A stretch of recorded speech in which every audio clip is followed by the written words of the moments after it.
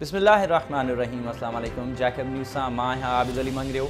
पेश आहिनि हिन वक़्त जूं हेडलाइंस। मच में हाउ ॾारींदड़ वाक़ियो। अणसुञातल शरपसंदनि हज़ारा बिरादरी सां वास्तो रखंदड़ 11 मज़दूरनि खे ज़िबह करे छॾियो। मच वेझो गेश्तरी कोयले जी खाण में मज़दूरी करण बाद निंड सुतल 11 पोरियतनि खे अणसुञातल वहशी जाबदारनि हथ ॿधी खेनि ज़िबह करे छॾियो ऐं फ़रार थी विया। वाक़िए जी इत्तला ते कानून लागू कंदड़ इदारनि पहुची इलाइक़े खे कड़ो चाढ़े छॾियो ऐं लाश कोयटा मुंतक़िल कया। वाक़िए ख़िलाफ़ कोयटा में हज़ारा बिरादरी पारां ओलह बाईपास ते धरणो पिणु हयो वियो। वज़ीर आला बलूचिस्तान जाम कमाल ख़ान वाक़िए ते अफ़सोस ऐं मज़म्मत कंदे जाबदारनि खे फ़ौरी गिरफ़्तार करण जो हुकुम ॾेई छॾियो आहे।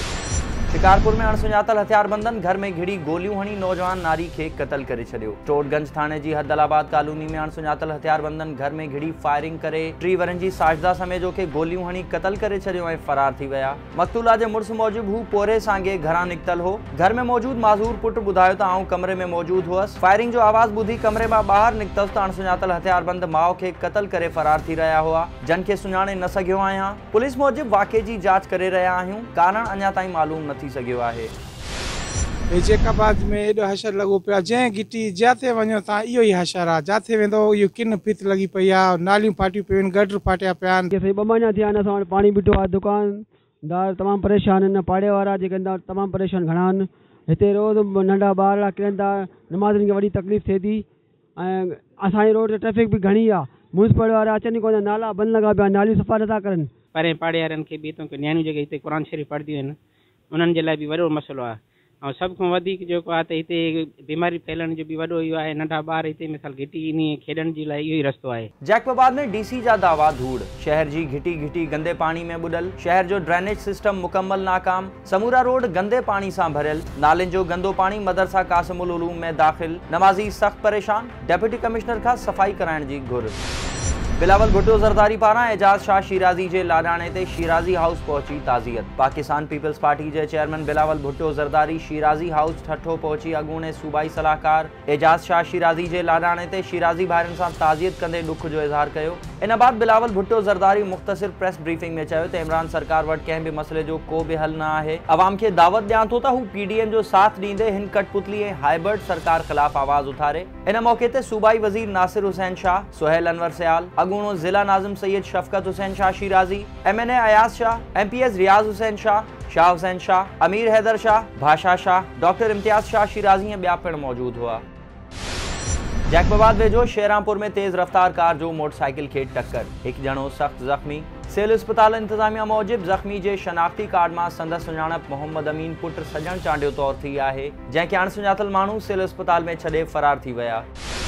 टुल प्रेस क्लब जी सालियानी चूंड डिस्ट्रिक्ट यूनियन ऑफ जर्नलिस्ट जे सदर इलेक्शन कमिश्नर मोहम्मद नवाज़ सोलंगी ऐं सलाहकार हुज़ूर बख्श मुग़ैरी जी निगरानी में ठुल प्रेस क्लब में थी गुज़री, जिते राजा अकबर रूह रवां पैनल ऐं अल ज़ुल्फ़िकार पैनल में मुक़ाबलो थियो, जंहिंमें राजा अकबर रूह रवां पैनल 14 वोट खणी ज़ुल्फ़िकार पैनल खां खटे वियो, जॾहिं त अल ज़ुल्फ़िकार पैनल 12 वोट खयां। नए चूंडी आयल उहिदेदारनि में चेयरमैन अकबर अली मरी, सदर मजीद नूनारी, सीनियर नायब सदर दोदो बुर्डो, नायब सदर रमज़ान नूनारी, जनरल सेक्रेटरी बहावल खोसो, deputy general secretary Hafeez Soomro, joint secretary सौदागर बुर्डो, खजांची राजा मोहम्मद फारूक दाऊद पोटर ऐं मोहम्मद यूनिस ऑफिस सेक्रेटरी चूंडिजी विया। प्रेस क्लब जी नई चूंडिजी आयल बॉडी खे जैकब न्यूज़ जे CEO मोहम्मद असलम गोलो ऐं संदसि समूरी टीम पारां मुबारकूं पेश कजनि थियूं।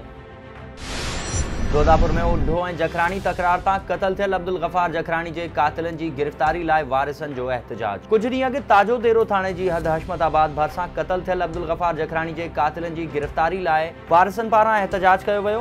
संदन चवण हो त असांजो उढा जखरानी तकरार सां को वास्तो न आहे। ज़ालिमनि असां सां ज़ुल्म कयो आहे। हुननि SSP जैकबाबाद खां मुतालबो कयो त जवाबदारनि खे फ़ौरी तौर गिरफ़्तार कयो वञे। कंदकोट में कारें इल्ज़ाम हेठि मुड़ुस पंहिंजी ज़ाल खे घुटा ॾेई क़त्ल करे छॾियो। B सेक्शन थाणे जी हद ॻोठ इलाही बख़्श लाशारी में जवाबदार मुड़ुस कारें तोहमत मड़े पंहिंजी ज़ाल मुस्वात मुसर्रत खे रसनि सां घुटा ॾेई क़त्ल करे छॾियो ऐं फ़रार थी वियो। पुलिस लाश अस्पताल पहुचायो, जितां पोस्टमार्टम बाद वारिसनि हवाले कयो वियो, जॾहिं त पुलिस सरकारी फ़रियाद ते मक़तूला जे मुड़ुस समेत 2 ॼणनि ख़िलाफ़ केस दाख़िल करे छॾियो आहे। दरिया खान मरी मेन बाज़ार में अणसुञातल फोरू सोनारे खां सोन ऐं रोक रक़म फुर करे फ़रार। मज़ामत ते सोनारो डंडा हणी ज़ख़्मी। फोरू हवाई फायरिंग कंदा फ़रार थी विया। दरिया खान मरी जे मुख्य बाज़ार में ॾींहुं ॾिठे जो अणसुञातल मोटरसाइकिल सवारनि सोनारे ग़ुलाम शबीर पीरज़ादा खां रोक रक़म, सोन ऐं मोबाइल फ़ोन फुर कई ऐं खेसि डंडा हणी ज़ख़्मी करे फ़रार थी विया।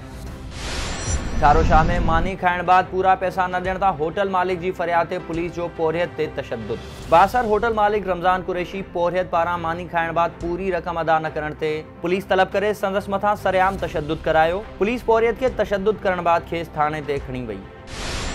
गोज़दारवरा में नीगर जो चाचन समेत एहतजाज। माउ ऐं उनजे सौटनि ते पीउ खे क़त्ल करण जो इल्ज़ाम।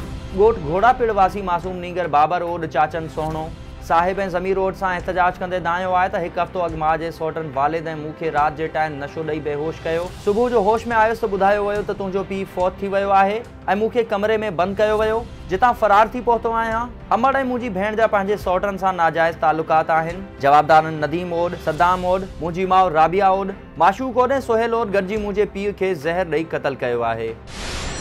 सुल्तानकोट वेझो गैस सिलेंडर सां भरियल गाॾी कल्टी, ड्राइवर समेत 2 ॼणा ज़ख़्मी। सुल्तानकोट भरिसां क़ौमी शाहराह ते गैस सिलेंडर सां भरियल गाॾी तेज़ रफ़्तारी सबबि ओचितो कल्टी थी पई ऐं गाॾी में पयल गैस सिलेंडर रोड ते पखिड़िजी विया। गाॾी कल्टी थियण सबबि ड्राइवर समेत 2 ॼणा ज़ख़्मी थी पिया। मटियारी में कर्ज़ घुरण ते कर्ज़नि पारां सहाफ़ी ते हथोड़नि सां हमिलो, सख़्त ज़ख़्मी, अस्पताल मुंतकिल। जवाबदार गिरफ़्तार। अल्लाह ॾिनो सांद स्टॉप वटि हबीबुल्ला मेमन ऐं ज़हीर मेमन हथोड़नि जा वार करे सहाफ़ी हाजी आरिफ मला खे ज़ख़्मी करे विधो, जंहिंखे मटियारी अस्पताल पहुचायो वियो, जितां खेसि MRI लाइ हैदराबाद मुंतकिल कयो वियो। सहाफ़ी मूजिबि जवाबदारनि ॾांहुं पैसा रहियल हुआ, घुरण वियुसि त हमिलो कयो वियो। होॾां पुलिस 2 जवाबदारनि खे गिरफ़्तार करे वरितो आहे। नून लीग KPK जे सूबाई सदर अमीर मकाम चयो आहे त मुल्क ऐं अवाम लाइ कम कंदड़नि खे इमरान ख़ान क़ैद कयो आहे। एहतसाब जी ॻाल्हि कंदड़ Imran Niazi foreign funding case खोले ॿुधाए त फंडिंग किथां आई आहे। हू पाण चोर आहे ऐं ॿियनि ख़िलाफ़ कार्रवायूं पियो करे। खंड चोरनि मथां अरबें रुपया साबित थिया, उहे आज़ाद आहिनि। अटे चोर ऐं दवाउनि जा चोर बि आज़ाद घुमी रहिया आहिनि, पर रुगो सिर्फ़ सियासी मुखालिफ़नि खे क़ैद कयो वियो आहे। अहिड़े ख़्यालनि जो इज़हार हुन ख़ुर्शीद शाह सां मुलाक़ात बाद संदसि रिहाइश गाह ते प्रेस कॉन्फ्रेंस कंदे कयो। मटियारी में ॻोठ मां ज़बरदस्ती नेकाली ॾियण ऐं धमकियूं ॾियण ख़िलाफ़ औरतुनि जो एहतजाज। सईदाबाद जे ॻोठ मिस्री खोसो वासी औरतुनि बासर ज़मींदार इनाम शाह राशिदी पारां हारपो खसे ज़बरदस्ती ॻोठ मां नेकाली ॾियण ऐं घरनि ते चढ़ाई करे धमकियूं ॾियण ख़िलाफ़ प्रेस क्लब साम्हूं एहतजाजी मुज़ाहिरो कयो। मुस्मात आयशा खोसो जो चवणु हो त देह फतेहपुर में संदन वालिद मिस्री ख़ान खोसो जे नाले ते 80 वरनि खां ॻोठ आबाद आहे, जेका 3 साल अॻु पीर ऑफ झंडो इनाम शाह राशिदी ख़रीद करण बाद हारपे वारा 50 एकड़ खसे फ़क़ति 2 एकड़ ज़मीन ॾिनी आहे ऐं ॻोठ मां ज़बरदस्ती लॾाइण चाहे थो। इन खां अॻु घरनि खे बाहि ॾेई औरतुनि ऐं ॿारनि ते वहशियाणो तशद्दुद कयो वियो हो ऐं असांजूं घरनि में बीठल 14 बकरियूं, गाडर, टीयर ऐं ॿियो सामान पिणु खणी विया। हुननि घुर कई त बासर ज़मींदार ख़िलाफ़ कार्रवाई करे असांखे तहफ़्फ़ुज़ ऐं इंसाफ़ फराहम कयो वञे। खैरपुर नाथन शाह में सिंधी शागिर्द तहरीक पारां शागिर्दनि सां थींदड़ नाइंसाफ़ियुनि ख़िलाफ़ एहतजाज। सिंधी शागिर्द तहरीक पारां मरकज़ी जनरल सेक्रेटरी आतिफ मलाह, अब्दुल करीम चांडियो, कामरेड हैदर मलाह ऐं ॿियनि जी अॻवानी में रैली कढी वई। अॻवाननि ख़िताब कंदे चयो त सिंध जे शागिर्दनि सां हर दौर में नाइंसाफ़ियूं कयूं वयूं आहिनि। हिन भेरे PMC सिंधी शागिर्दनि सां समूरियूं नाइंसाफ़ियुनि जूं हदूं ओरांगे छॾियूं आहिनि। असीं अहिड़ी पॉलिसी जी सख़्त मुखालिफ़त करियूं था। कंदकोट में सिपाह जो इस्लामाबाद में नौजवान के पुलिस मुकाबले में कत्ल करण खिलाफ एहतजाज। इस्लामाबाद पुलिस पारां मुकाबलो ॾियण आए नौजवान उस्मान सरकी के कत्ल करण वारे वाक़े खिलाफ डिवीज़नल सदर रज़ा मुराद चाचड़ जी अॻवानी में प्रेस क्लब आॾो एहतजाजी मुज़ाहिरो करे इस्लामाबाद पुलिस खिलाफ सख़्त नारेबाज़ी कई वई। अॻवाननि घुर कंदे चयो त वाक़े में मुलविस पुलिस ऑफिसर्स खिलाफ कार्रवाई कई वञे।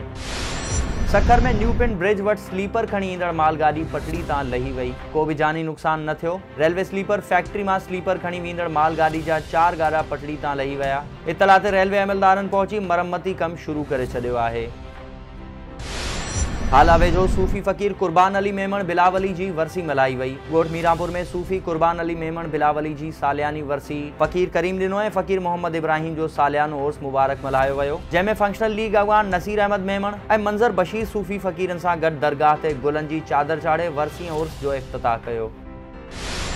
स्टील मिल मज़दूरनि खे निकाली ॾियण ऐं इदारनि खे इम्कानी तौर खंगाइण ख़िलाफ़ सिंधी मज़दूर तहरीक जो कराची में एहतजाज। सिंधी मज़दूर तहरीक पारां स्टील मिल जे मज़दूरनि खे निकाली ॾियण, स्टील मिल PIA ऐं रेलवे समेत ॿियनि इदारनि खे इम्कानी तौर खंगाइण ख़िलाफ़ रीगल चौक खां प्रेस क्लब ताईं सिंधी मज़दूर तहरीक तरफ़ां मरकज़ी सदर मीर नूर मोहम्मद टालपुर, अवामी तहरीक जे मरकज़ी जनरल सेक्रेटरी नूर अहमद कातियार, सिंधियानी तहरीक जी मरकज़ी अॻवान मरियम गोपांग ऐं ॿियनि जी अॻवानी में एहतजाजी रैली कढी वई। इन मौक़े ते अॻवाननि ख़िताब कंदे चयो त इमरान सरकार स्टील मिल में 4500 मजदूरन के जबरी तौर निकाली ॾेई मजदूर दुश्मनी वारी पॉलिसी वाज़ेह कई है। उन्हनि चयो त वफ़ाक़ी सरकार पारां हथरादू तौर खसारो ॼाणाए स्टील मिल, रेलवे ऐं PIA समेत मुख़्तलिफ़ इदारनि खे खानगाह मजदूरनि खे बेरोज़गार करण जूं तयारियूं कयूं पयूं वञनि, जंहिं ख़िलाफ़ भरपूर तरीक़े सां आवाज़ उथारियो वेंदो।